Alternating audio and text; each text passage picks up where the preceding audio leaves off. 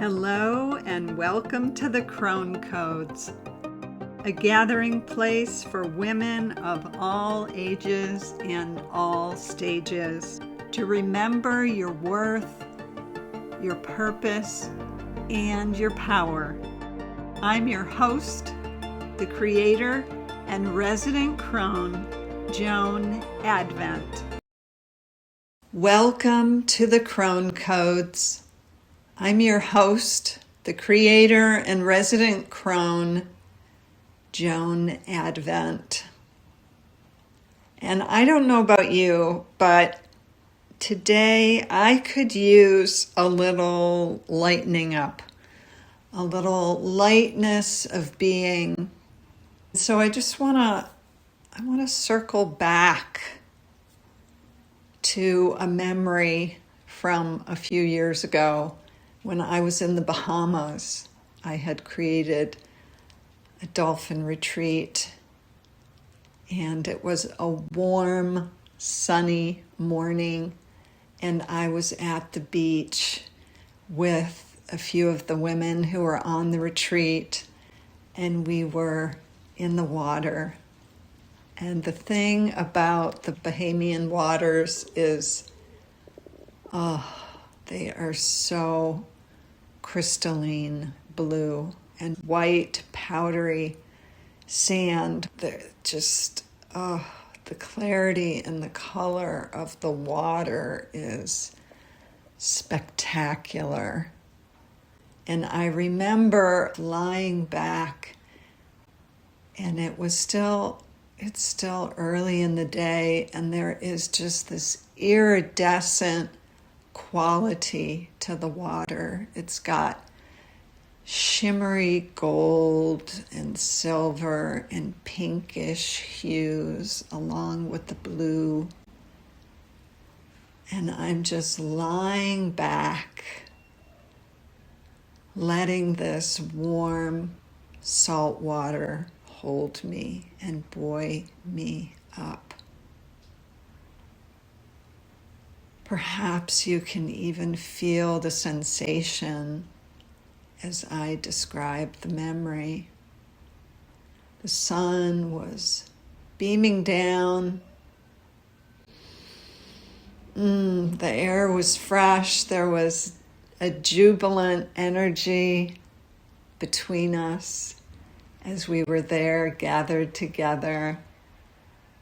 Just remembering that play, like the capacity to play, just feeling that young one within that just loves being in the water, being on the water's edge, just all the things about water.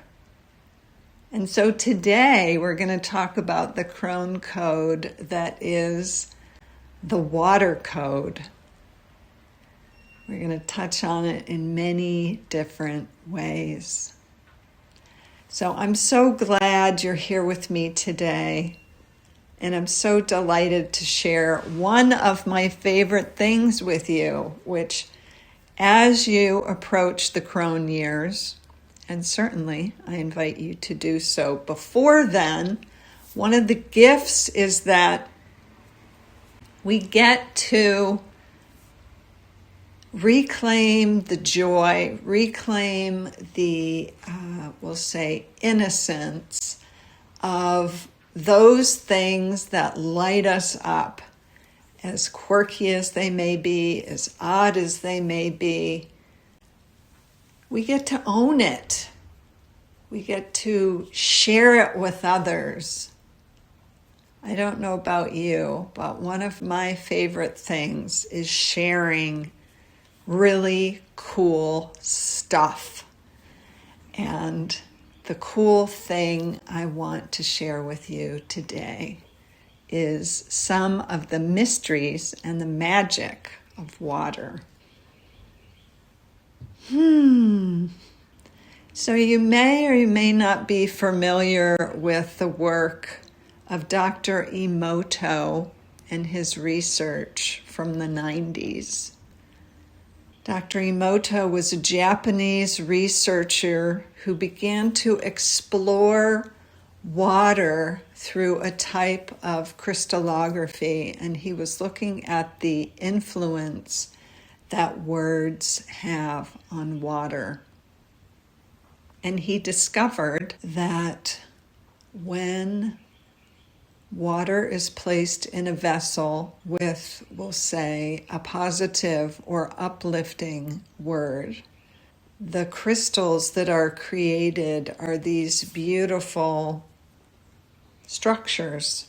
And in contrast, if a word that is heavier or we'll say just discordant, like a word like hate or something like that, that the forms that the water crystals make they're malformed. They're not balanced, they're not pure, they are distorted. And part of what we've learned coming out of Dr. Emoto's research is that water is imprintable, that we can imprint the waters we consume, the waters that we see in the rivers, the lakes, the waterfalls, the ocean, that we can express our intentions, our words, our prayers. We certainly all know about holy water. I grew up in a tradition where water was blessed, and we would bless ourselves with that holy water when we attended church. And the truth is that water, we have discovered, is actually that water is a memory keeper, that everything that water touches is imprinted in the water. So whether it's the stones that the stream is bubbling over, or the sunlight, or the thunderstorm, that those experiences are imprinted in the water. And similarly, words, prayers, intentions are imprinted in water as well. And that goes for the waters within us, because we are ultimately a body of water. We are a watershed, as they say. And a big piece of Dr. Emoto's work was how to interact with our own waters. So whether it was being conscious of the words that we say to ourselves, knowing that the waters within us will be imprinted, or specifically imprinting, as I said, whether through written words or spoken words, blessings over the waters that we consume. And ingesting our prayers, our intentions, certain frequencies such as love or gratitude or empowerment through the waters that we drink. And fast forward to modern day, and there's new research happening. There is an incredible researcher, a woman named Veda Austin, who has written a book. It's the living language of water. And there are a couple of things that she has discovered in her research. She also explores crystallography.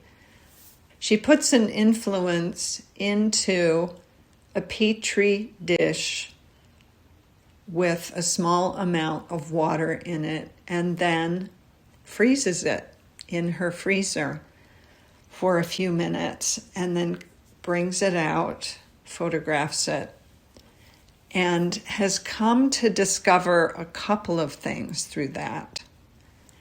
She has been at the leading edge of discussing the consciousness of water in a couple of ways. One, she describes that water can read potential, and how she has demonstrated that is using her unique freezing technique, which is something we can all learn and experiment with. I have done some of that myself. It's quite fun. But what she has discovered is if she takes a seed, for example, the seed of a sunflower, and she places it into the water for 30 seconds, and then removes it, puts the water into the freezer, what the water has expressed through the ice, through the crystallography, is the image of a sunflower blossom. She also has done this with flax seeds and discovered the images of flax plants, flax flowers. So that's just one piece. But her research has begun to uncover that there are certain symbols or images that water appears to be using to communicate. And she calls these hydroglyphs. And they are particular symbols or images that have been replicated 50 times. So the same symbol has appeared 50 different times in order for her to confirm that water is indeed using that symbol as a means of expression. So if you're interested in this kind of thing, I strongly encourage you to follow her on Instagram. She may also be on Facebook. And she has a documentary coming out soon. But so many amazing and fascinating things that this water that is a substance we take for granted, which truly is like the building block of life. Like we couldn't exist, we wouldn't be here on the planet were it not for water. I just want to invite you to remember or to discover that it is this sacred substance. It is this sacred substance that actually has consciousness, that holds consciousness. And as I said, for me, that gives me hope. There's so many intense things going on these days in the world. But remembering the presence of the natural world and the consciousness it holds, in particular, this element of water, for me, it just gives me hope. It gives me hope that we can come back to the essential nature of who we are just by coming back to the simplicity, to the beauty, to the magic of this powerful element. I remember being in Iceland and watching the waterfall and the way that it just keeps flowing and flowing and flowing. I remember floating in the vastness of the blue of the Caribbean, both on my recent dolphin trip as well as a scuba diver. And on one particular particular day, diving along a wall off the coast of the Cayman Islands and descending down the side of the wall and looking at all the coral and the fans and these little cracks and crevices where these creatures were hiding out, these lobster and little shrimp and tropical fish, and then the bigger fish. It was just so colorful and beautiful. But the thing about it is that the deeper you go into the sea, the shorter light rays, the reds, the yellows, the oranges, they dissipate, they disappear, which is why the water is blue. And at depth, I remember being at 60, perhaps 60 feet, 70 feet, and for a moment, I turned around and looked at the vast blue where the wall and the ocean floor dropped off. And I just swam straight into that blue vastness. This deep indigo blue. I was suspended in it. I was surrounded by it. I was bathed in these blue waters. It was the most magical experience, and I didn't want to turn around. While I knew that right behind me were my fellow divers and the wall, and of course my way back to the surface was all behind me. But for those few moments, I dwelled in this magical blue womb, this magical blue cocoon, just filled my spirit and my soul. And actually, I was inspired to purchase a ring, a tanzanite ring, which was the remembrance of that experience, because the color of the tanzanite, which I believe I probably saw in some stores while we were there back on the Cayman Islands, was precisely the color of that water. And of course, water holds vibration, it holds resonance, and it holds color frequency. So there was something medicinal in that frequency for me. And as I return to that memory, it comes back to me. So I invite you to consider your own memories with the water, perhaps watching the waves, playing on the shore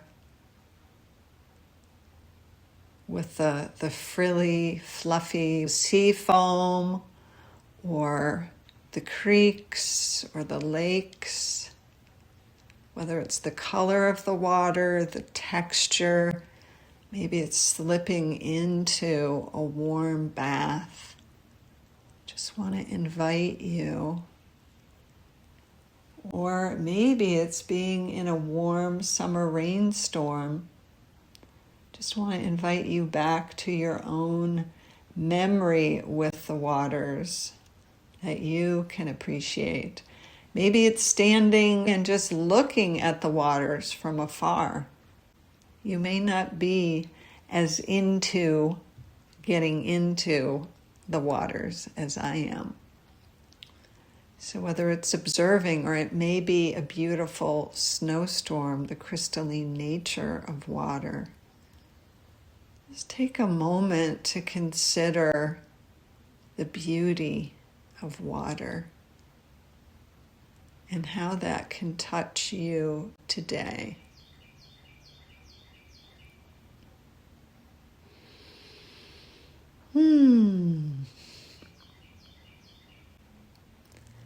So the other piece I want to share with you and talk with you about is the concept of hydration, which is a very practical,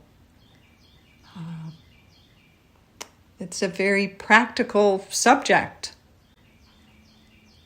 Because the fact of the matter is that the aging process is really a dehydration process.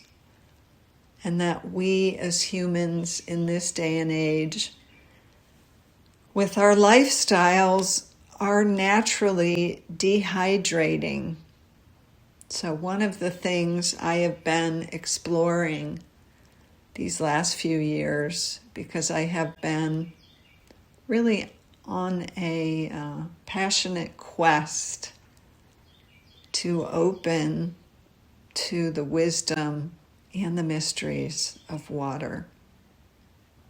And what I have discovered in part through reading a book called Quench that teaches about hydration from a health standpoint, it illuminated something I had heard about previously, which is this concept of the fourth phase of water, or structured water. It's known as structured water. And again, there has been research done where water can inhabit a state, its molecular state can go from the traditional H2O to H3O2, which is this form of water. So we know about the three phases of water: water as liquid, water as solid, water as vapor. But there is this other phase of water, the fourth phase, called the structured phase, which has a different molecular composition. And they have discovered that the waters within us are actually structured waters. The waters that optimally hydrate us, the waters that can be absorbed and received most readily, are structured waters. And I have learned and discovered through this book that it's not about the 8 glasses of water that we've been taught to optimize our hydration. There are so many other facets. There are the facets of, is the water structured?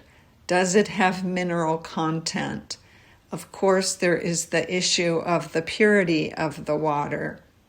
But so much of what has been done to our waters, including the bottling of them, takes the living nature, the living quality out of the water.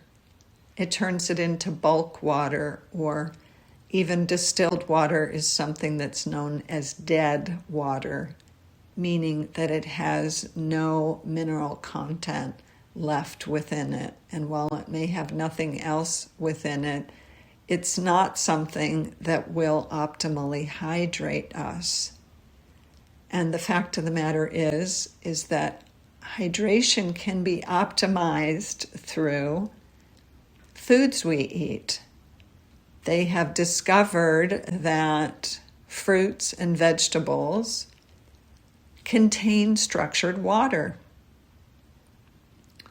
So if we drink 8 ounces of water in the morning, and we consume something like an apple, for example, which has quite a bit of structured water in it, that we will be more hydrated than if we drank 2 glasses of water.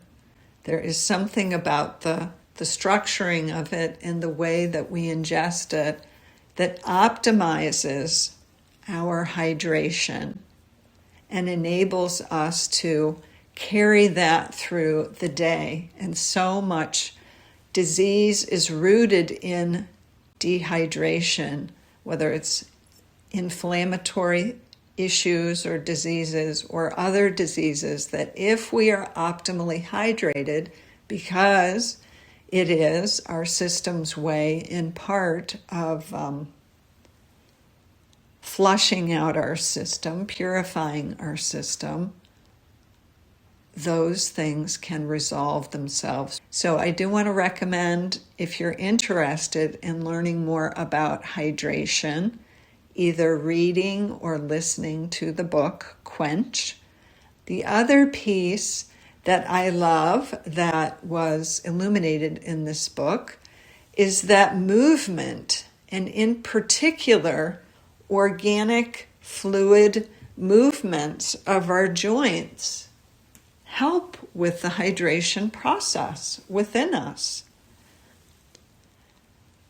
So in a way, we're being invited to move like water, to flow like water, to optimize our hydration and the waters within us. We're being invited to commune with our waters.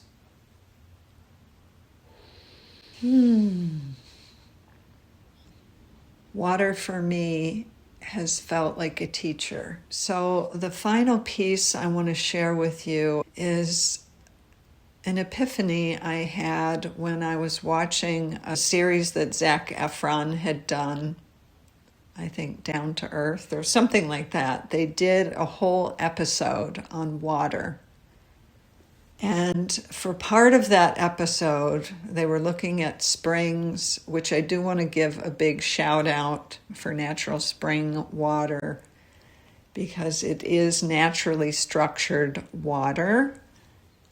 And there are so many things about springs that are being uncovered. So if you can access a spring or spring water, I highly recommend it. We are fortunate enough to have a spring here locally, and so I do collect water there regularly to consume. And as I said, it is naturally structured water. But one of the things they were talking about in the show was looking at the different mineral content of different kinds of spring water. But part of what they did is they went to Lourdes in France. They did the whole episode in France. And the French, they are on top of it with water. Apparently in Paris, they have these amazing water fountains that would put a traditional, like you can go and fill your water bottle, and the way they purify their water is just above and beyond there in Paris. But anyway, I digress. They were in Lourdes, and they were exploring the healings that have taken place in Lourdes over the past century or centuries. And I realized that that is in part the nature of water, that it's not just the waters that happen to be in Lourdes, although they certainly are imprinted with that healing capacity or that matrix just by virtue of all that has occurred there, all the faith and belief and the presence of Mother Mary there at Lourdes. But that all water has that same capacity. All water in its optimal state has that potential, has that capacity. Just like us as humans, like water can be such a reflection of that. We can be distorted and in a lower vibration in our lives and what we're pursuing and how we are expressing who we are as beings and what we are creating in our life. Or there's the whole spectrum, and then we have this amazing capacity to be our most full expression of who we are in our sacred expression of the divine blueprint of who we are in our essence. And water shows us that. And as I said, we are a body of water. We are a unique watershed. So, as we bring this to a close today, I am imagining that I am blowing a breath of prayers across the waters to you, just like the wind moves the waters. I am blowing a breath of prayers to your waters. May your waters be blessed today. May you remember the beauty and the mystery that dwells within you as it is reflected in the waters around you. And may you take some time to connect with water and perhaps increase your experiences with healing waters, hydrating waters, blessing waters. And as we close, I remind you, as always, that whether you yourself are making ripples or grand, great waves, that you, beloved, are love and you are loved. Thank you for joining us today on the Crone Codes podcast.